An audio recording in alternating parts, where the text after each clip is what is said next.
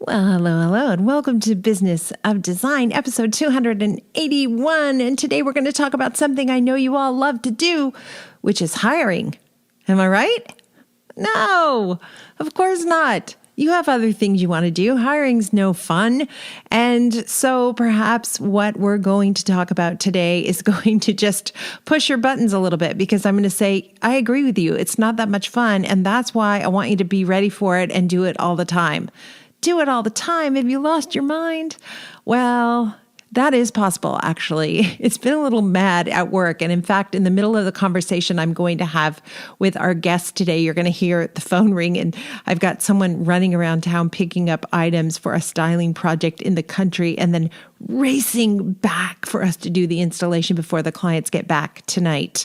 So anyway, you're going to hear that it's a little bit busy. And yes, I may have lost my mind, but not when it comes to hiring and getting yourself a streamlined, systematic process, protocols and systems that are ready to go the minute you need someone and even before you need someone. It was really fun interviewing our guest, Shelli Warren. She is with a big network called Biz Chicks, where she's a leadership coach, and she speaks with all kinds of business owners, particularly small business owners, who value her expertise from 26 years in the corporate world. And you're going to hear how smart this wonderful woman is as she is interviewed on the podcast. 25 years ago, I had a revolving door of staff. The atmosphere in my office was one of wonderful, lovely, fun, high energy people working really hard to get things done, but unable to keep up with the demand, the chaos, the lack of systems and protocols, etc. And so the result is I took these great people and I burned them out. And they just ran, fleeing from the building. And I cried many nights over how devastating that was to my business and how difficult it was to replace those people when they just left me kind of high and dry. So thankfully, I had a wonderful business coach many, many years ago who said, you need to have a hiring process in place and a portal on your website for careers that's active, whether or not you're hiring. And you will constantly receive applications. You will constantly meet new candidates. And that changed my life. Of course, what really changed my life were systems to run my business. And the result was I actually didn't need to hire very often because I had good people who stayed. So really, again, there's no shortcut. You could have the most amazing hiring process, but if your business is in chaos, they're not going to stick around. You're not going to fool them into sticking around. I'm referring, of course, to the good candidates. The other ones will stick around forever. But don't let me digress down that rabbit hole. Shelli breaks down the hiring process into 3 top phases, which are attracting great people, and then selecting from the candidates you receive, and then onboarding. Onboarding for us was kind of the last piece of the puzzle. We realized that as we made those hires, they came into the office. Every new hire had the same questions. Where's the washroom? How do you use the coffee maker? How can I use the printer? What's my code for the printer? I need a password. Who do I give the password to? And so part of the business of design hiring process, systems and protocols is also an onboarding process. Our hiring process is robust and it works. It's super effective. And I learned wonderful things from Shelli, including a method for making your careers portal even more robust and enticing, which I think is great advice. Someone else who gives great advice, Cheryl Horn. Let's check in with Cheryl now, and then we'll get right into the show. Thank you so much for being here. We're super happy to see you today.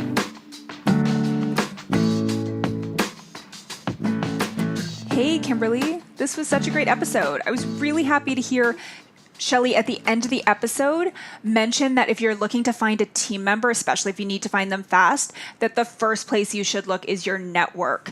This is actually one of the questions I get really often from Business of Design members about, oh, I need to hire. What's the best way to get started, or where should I post an ad? And it's something I'm always referring to our BOD private Facebook community that we have for our members. So I do see members posting there all the time if they're looking to hire. I actually, within our boss groups, we've got multiple boss members that are actually sharing employees, specifically the person who does their intake. Within the Business of Design membership or within our boss groups, everyone's using the same system. So to be able to train one contract employee who can then fulfill that role for multiple group members when you've gotten to know different members within the community or within boss has been really amazing to see. It's been a great resource. So if you're listening and you're looking to hire, please get into BOD membership and be part of that community group. Or, of course, if the next level for you is joining a boss group, we do still have one spot left, and our first meeting's happening in October. So please reach out to me if you're interested. And, of course, the application is available on the website. Another question I actually get a lot in the Facebook community is about project management software. And there's so many different programs out there and available. I would say it's probably the most popular topic that I see in that community Facebook group. So that's going to be the conversation at BOD Live on July 20th. We want members to weigh in, share what they're using, what they've tried, what they like, what they don't like, and allow all of our members to really learn and benefit from the trial and error that others have already been through. So a couple other events that I want to mention. Of course, full details are on our website. Just click on events when you get to businessofdesign.com. Australia, Kimberley and Janine are headed to Australia in March 2023. It's going to be a 2-day intensive version of the BOD 15. Registration complete details are on the website. That's going to be hosted by Boyd Blue in their Sydney showroom. And Jody Carter, one of our longtime members and boss members, is going to be on the ground there helping us out to get that all ready. But if you're interested, registration is open. Please go check out the details. And then I actually just posted the BOD contract for commercial projects. This is going to start out as a live virtual seminar at the end of September, and the contract will be included. It will be available afterwards as a product on the website, as we've done with our other contracts. But being part of the live seminar will allow you to ask those questions. And details for that are on the website. So registration's open if you can join us. It's going to be a 2-hour live seminar, and of course, it's going to include the contract. Kimberly's going to walk through the policies in there, as well as the process she walks through the commercial clients through, which also follows the BOD 15. So all of our events are on the website. If you have any questions, by all means, reach out to me, Cheryl at businessofdesign.com. Thanks so much.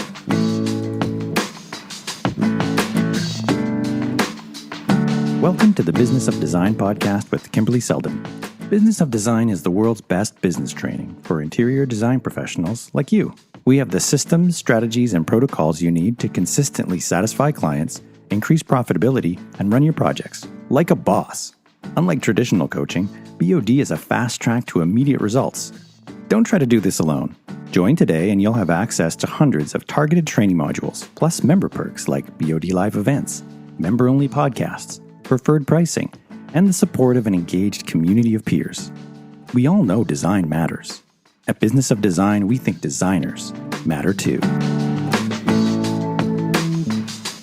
right, cool. We'll just launch in. I read everything that you sent in, and it's great. And I know you do this all the time, so I'm not worried about any kind of a rehearsal, as long as you're okay. Oh, yeah, sure. I'm just a bit starstruck, Kimberly. Oh, This is a very big deal for me to be talking to you. How is that possible? Because I'm Canadian. I live in Brockville, Ontario, right between Toronto and Montreal, just less than an hour south of Ottawa. I've been watching you on TV for, 109 from back years. in the day. Back in the day. Hey, I'm 60. So, I've been watching you on City Line, and then, of course, Design for Living.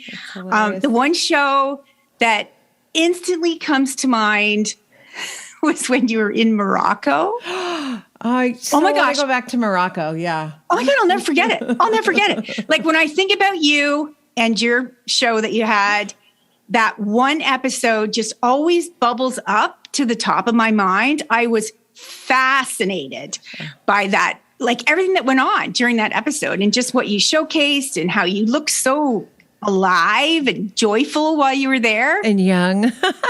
And it's great that it looked polished on camera, because behind the scenes, it was terrifying. It's the closest I ever feel like I came to death. And we were actually kind of abducted for a very short period of time and then saved by someone. So I think it's funny that episode stands out as being like serene and lovely. Wow, That's you awesome. you are a great performer. So that's what great performers do. They perform under pressure. Yes, exactly right. Yeah, well, I'm really happy to meet you too. I know. Tell everybody about the podcast you do all the time, and what you do for entrepreneurs and small business owners.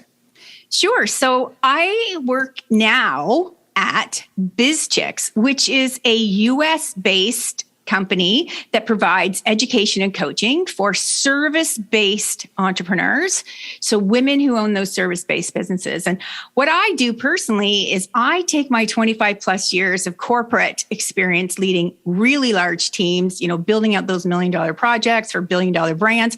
And what I like to do is strip all of those corporate-y systems and processes and compile them into something that's very effective for that small business owner.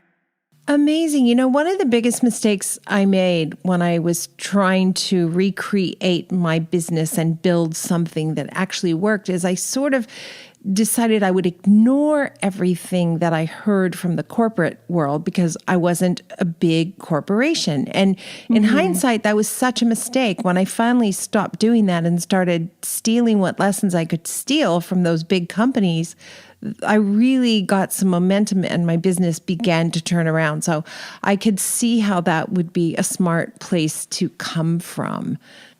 Well, what we're really doing is, I like to tell everyone I had a fabulous career with that Fortune 50 company. Come on, it was a fabulous career.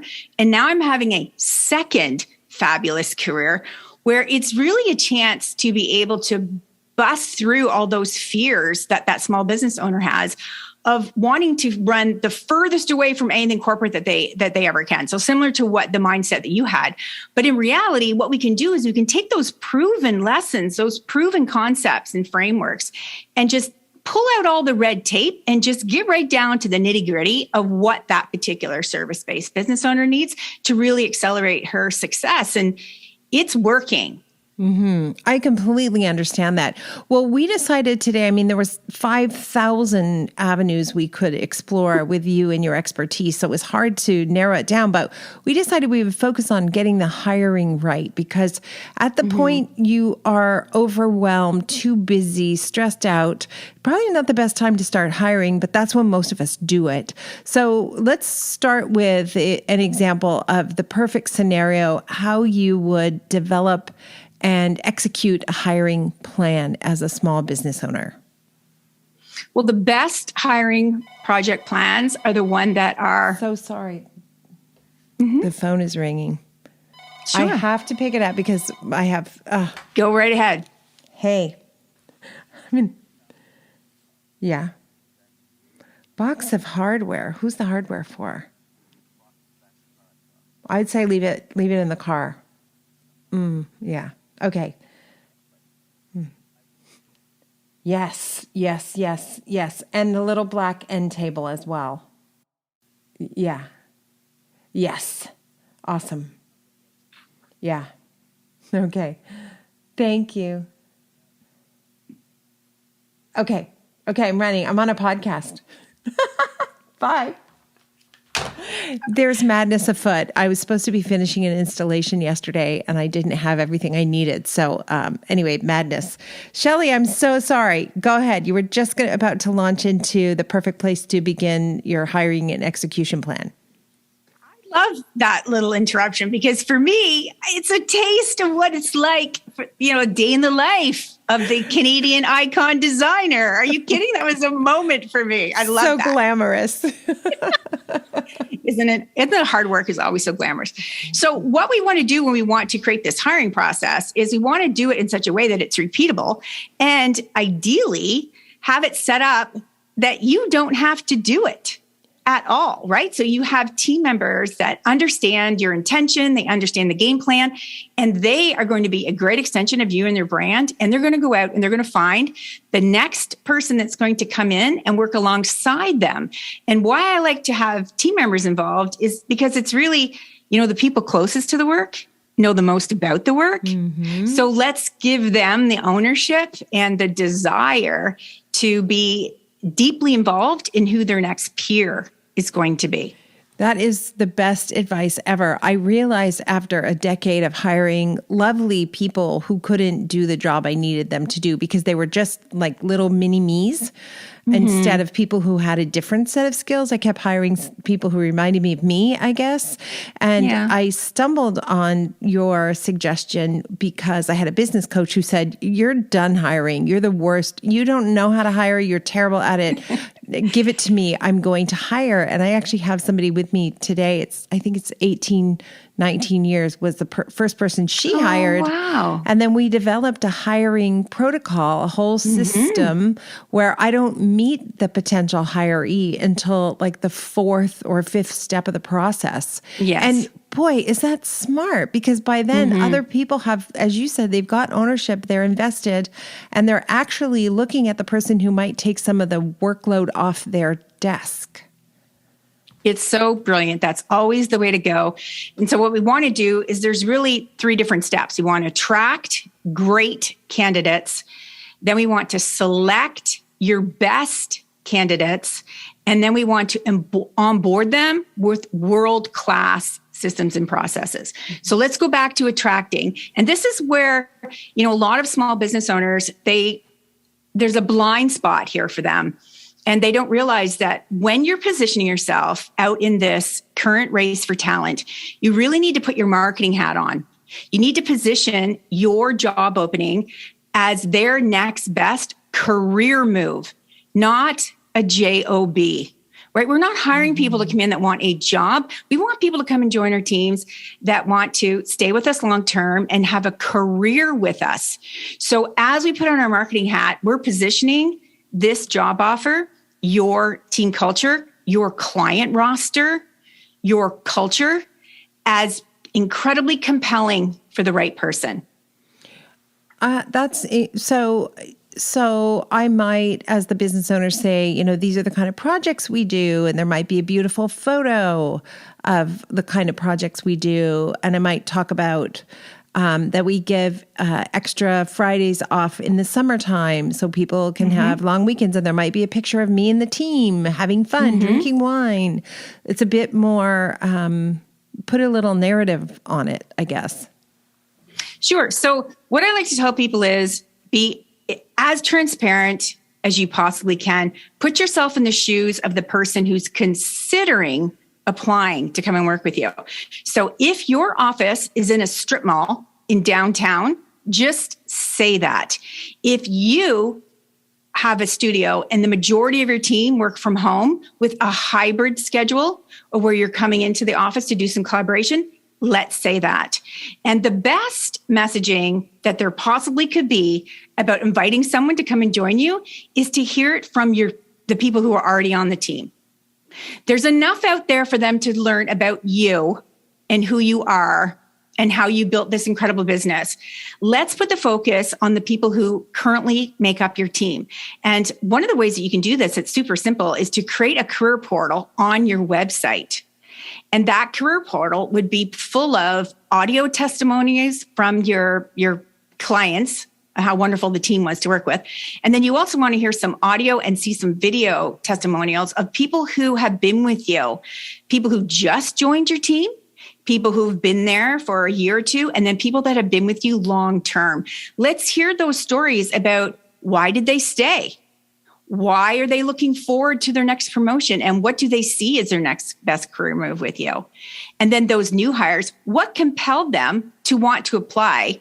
And have them even give some tips on how to be prepared to come and do an interview with your team, right? You want to really showcase the realities of what it's like to come and work alongside you. And one of the best ways to do that is have your team showcase themselves as, hey, if you come and join our team, we're all going to get to hang out together. We're all going to be able to collaborate. And here's my strength. And here's what we know is a gap on our team. You know, we're really looking for this type of person who has these skills that can come in with these experiences.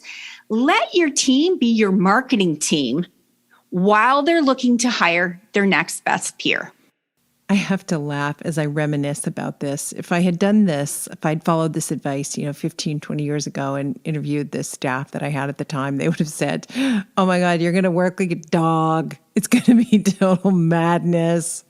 You're going to stay up late. You're going to come in on weekends. It's never going to be enough. And oh my gosh, the very thought of it. So I never went as far as you suggested, but it's such really good advice. I did realize I had to have a career portal, as you call it, on my website. We always had, for many years, we are hiring on the website and we receive job applications on an ongoing basis. And that was in order to, in the event that somebody left, I was able to fill that position quickly because I already had applications. But that's a great idea. Not only is it attractive to the candidate, but I bet it's lovely for your team to feel somewhat spotlighted. Well, and now you've just amped up their level of ownership for selecting quality people to come and join your team. And it really does let them leave their stamp on the business in their own words, with their own expressions. And it's just a fun activity to do. And I love knowing that you have a career portal, Kimberly, because oftentimes small business owners think that they don't need that unless they're hiring. But my philosophy is always be hiring, meaning always be posting job openings, including if you're not quite ready to invite someone in to fill that position. What we want to have are some standard roles that are available, especially those roles where you know you need more than one. Let's have those posted on that career portal and let's keep collecting those applications. And then we can have a person on your team do all the upfront work, right? They can do some pre-screening, they can do some reference checks, they can have that first initial interview with them, and they can start to create this pile of good, better, and best. And then what we want to do is always be dipping into the best pile to pull people in to have those additional interviews. It's so nice to be able to refer people as well. There were times when we really just didn't have an opening, but I was able to reach out to other designers I know and say, this seems like a really good quality candidate. Somebody should grab this person while we've met her. Okay, so you've got to get access to good talent and don't be passive about that. Be active in how you're going to tackle that aspect, I guess you said, of the three parts. And then the second part. The second part is selecting, right? So within the attracting phase, you're deliberately taking action to attract those people that are going to want to love coming and work with you, including in your job posting, creating that section that says the day in the life of. Like, this is what a typical day looks like. And then just be clear about what that looks like. So now you've got this stack of good, better, best candidates, and you've done some pre-screening, you've checked the references, and someone on your team, maybe preferably two people on your team, have gone through and done the values check, the cultural check. Is this person really going to be fit with us? And now it comes down to hosting those deeper interview questions. And those interviews, I find people can get stumble along with because they don't know what kind of questions to ask. That is absolutely true. I used to always rely on the old favorites, like tell me your greatest strength, tell me your greatest weakness. Now we have very specific questions we ask as part of our hiring protocol and what we teach at Business of Design. And we also have specific challenges, tests, actual in the field tasks we want them to complete. And we learn everything we need to know about the candidate this way. We learn how flexible they are, how committed they are to excellence, if they're a perfectionist, if they're wanting my job instead of the job we're actually looking for. I really learned that winging it with those questions is a really bad idea. Well, one of my favorite questions is, would you consider yourself a behind the scenes type of person or an out front type of person? Ooh, that's good for designers. Yeah. That's a good one. Because what you're really wanting to understand is, are you going to be happy during your ramp up with your career to be behind the scenes? Because oftentimes people come from a role where they were kind of a big deal, right? And so now they're going to come in and join your team where they want to be a big deal as well. But realistically, you need to get them there, right? There needs to be criteria and demonstration and consistency in terms of their performance in order for you to be able to move them into a position that has more face-to-face time with the client, or you're just looking for evidence that this person is going to be a long-term fit. So what we want to know is we've got a person that's coming to join the team that's agile, that's respectful of others in a leadership role, and who are comfortable leading and following. Right? Like that's what in this day and age, that's what we need on a team. We need to have people who are very comfortable having other people lead certain aspects of a project. And then we're also very comfortable when the leader turns to you and says, can you take the R for this? Yes, I can. Right? And then they jump in and they do that. That's really what that question's getting at is, yes, we all have preferences, but is there a willingness to be the learner? Be the new person, be the sponge that's just going to absorb everything they can about the business and the work before they start trying to jockey around for some sort of big deal position on a team. I love that question. I'm going to add that question to my arsenal for sure. I remember once a similar question asking someone where they saw themselves in 5 years. And she said, oh, I'll definitely have my own company by then. And I thought, okay, bye.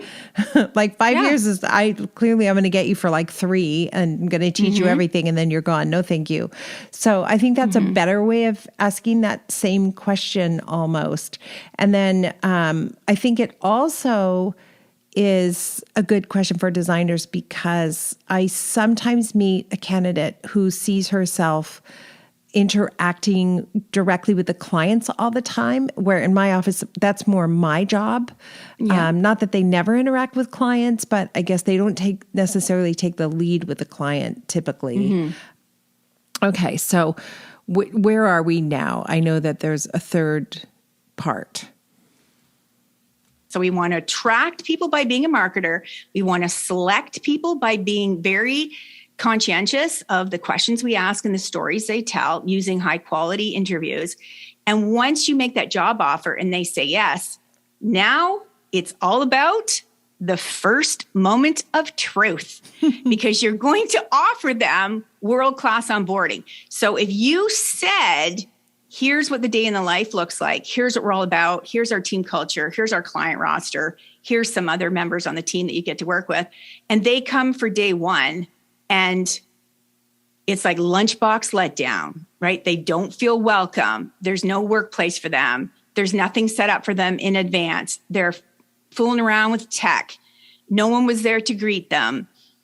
They don't get to see you, right? One of the most important things that you can do for any new person coming and joining your team as a CEO is be there face to face with them on day one.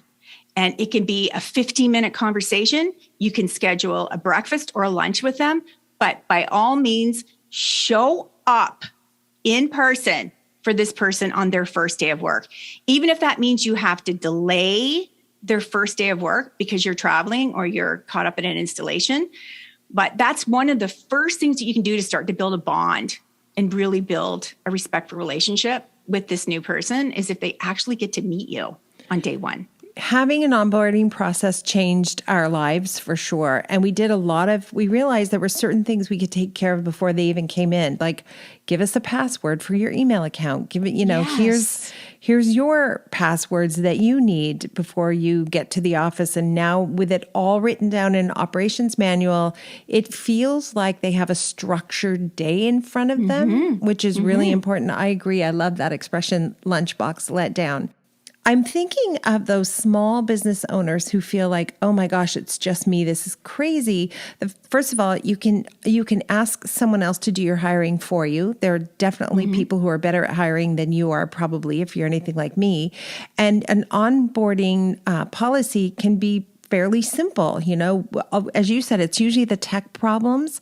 Give them a tour of the office, tell them, how to lock the office and open the office and where the coffee maker is. Like just writing those things down and going through that checklist makes that first awkward morning where you don't know each other, much more comfortable. Anyway, really, really good advice. Thank you so much. Shelli, we like to end every episode with something we call design intervention. It does not have to be on the same topic. It can just be just a great piece of advice you think business owners really need to listen to and perhaps implement. Well, it's a big reminder that I'm constantly overheard telling people, but the people closest to the work really do know the most about the work. So as the business owner, you need to set your ego aside and be open to hearing feedback about what's broken in the business, what's being held together with vice grips or Band-Aids, what are your team tolerating, what ideas do they have to really streamline and create more predictability in the business, and not take it as a shun towards what you've created and what you've developed. What you have today is so much bigger than what it was when you first opened your doors. And there's been a lot of iterations along the way. So let's continue to stay open to what our team is telling us about how we could make their roles easier, not harder. And then trust those individuals to do what you hired them to do. You took so much time finding them, and then you selected them, and then you onboarded them. And now they're here and they're making an incredible contribution to your business. Let them speak, let them collaborate, let them come up with ideas, and just delight in the fact that you have these incredible people on your team that really are showing up the way you would hope that they would show up. You know what? Everything you said is so really helpful and valuable. Thank you so much. And especially that hiring is a process. It's not something, or hiring is a project. It's a project. Yeah. It's not something that you just occasionally pull together at the last second when you're in crisis. I said at the beginning of the show that most often or frequently business owners will end up hiring when they're overwhelmed and immediately need a hire. They haven't set everything up as we have outlined and described here. Is there any advice you can give that person who's just really in a crisis and needs someone fast? Look to your own networks. So what often can happen is you'll have a design network with individuals that have people on their team that are working part-time.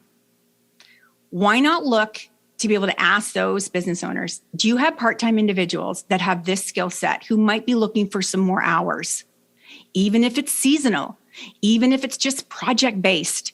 And then let's bring them in, do an interview with them, and see if they'd be a match to come in and provide you that temporary relief from this overwhelm that you have right now while you're looking to hire someone more permanently, right? So you're going to have your hiring project on play.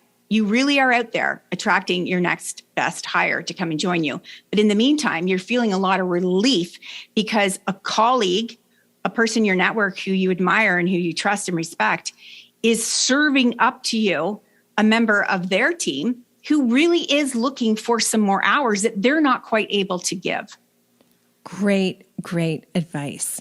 Thank you so much. It was really a pleasure to see your face and get to know you a little bit. Well, this has been wonderful for me too. This is going to go down in my top episodes where I was able to be a guest on someone's podcast. This has been a memorable moment for me, Kimberly. As I said earlier, I've been such a fan of yours too. And as Canadian to Canadian who, literally a drive apart, it's wonderful to meet you. Yes, and you are invited to come back anytime. I know you've got 1,000 topics we could have explored. We tackled this one this time, but we look forward to having you back on the show again, Shelli. Thank you so much. Thank you. Have a wonderful week. Thank you for being part of the Business of Design community and supporting BOD's mission to improve the industry one design business at a time. It's time for you to take the next step and join Business of Design. Like thousands of design professionals in 50 countries around the world, you'll find the systems, strategies, and protocols you need to dramatically improve your business and transform your life. What are you waiting for? Start today.